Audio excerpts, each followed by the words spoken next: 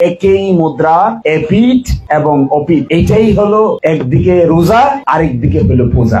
এই রোজা এবং পূজা মিলে বাংলাদেশ, একসাথে মিলে আমরা একসাথে বড় হব। আরেকজনে বলতেছে কো রোজা আর পূজা মুদ্রার এপিঠ আর উপিঠ। রোজা ইসলামের 5টা স্তম্ভের একটা, যার সাথে ইমানদার মুসলমানের সম্পর্ক। কথা বলেন ঠিক না? এটাকে কেউ যদি পূজার সাথে সম্পর্ক করে তার ঈমান থাকবে।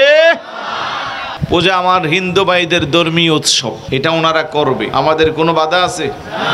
যার যার ধর্মে সে পালন করবে, কোনো বাধা আছে? নতুন করে আবার স্লোগান উঠাইছে, ধর্ম যার যার উৎসব সবার। এটা কোনো ইমানদার মুসলমানের স্লোগান হতে পারে? ধর্ম যার যার উৎসব তার তার। যদি ধর্ম যার যার উৎসব সবার হতো, এই যে এখানে মাহফিল চলতেছে, আমার কোনো হিন্দু ভাই কি এখানে আছে? ঈদে মিলাদুন নবীর মাহফিল উদযাপন করি, কোনো হিন্দু ভাই থাকে? কেন থাকবে? ওনারা ওনাদের ধর্ম পালন করবে, আমরা আমাদের ধর্ম পালন করব। প্রত্যেকেই যার যার ধর্ম পালনে আমরা তাদেরকে সহযোগিতা করব, নিরাপত্তা দিব।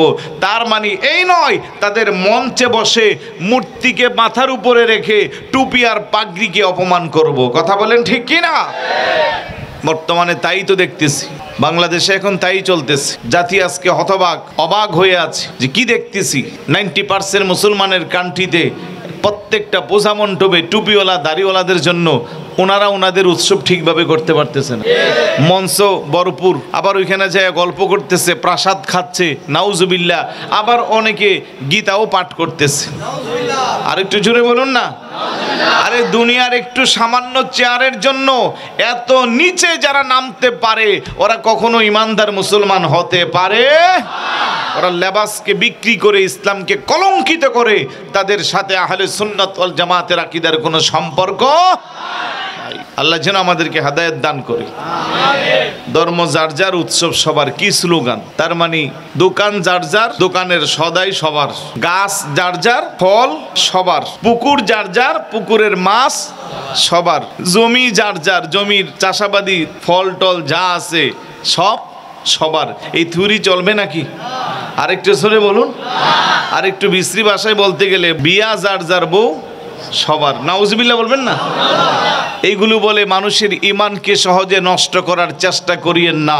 এদেশের মুসলমান ওলি আল্লাহ প্রেমিক মুসলমান, এদেশের মুসলমান সুন্নি মুসলমান, তারা কখনো ইসলামের এই বুলি খাবে না। কথা বলেন ঠিক কি না?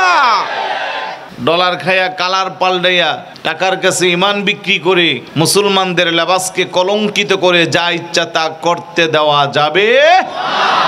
হিন্দু ভাইদের প্রতি আমাদের সম্মান, রেসপেক্ট আছে। তারা আমাদের দেশের নাগরিক, তাদেরকে আমরা সব ধরনের সুযোগ সুবিধা, রাষ্ট্রীয় অধিকারই তারা পেয়ে যাবে। আরও কত কুফরি কথা, অনেকগুলো সাম্প্রতিক সময়ে অনেক কিছু আমাদের চোখের সামনে ঘটতেছে। যে পারে সেই জিজ্ঞেস করতেছে এগুলা কিছু বলেন। এখন না বলতে বলতে দেখতেছি যে না, দুর্বল ইমানদারের পরিচয়টাও যেমন আমাদের কাছ থেকে উঠে যাচ্ছে।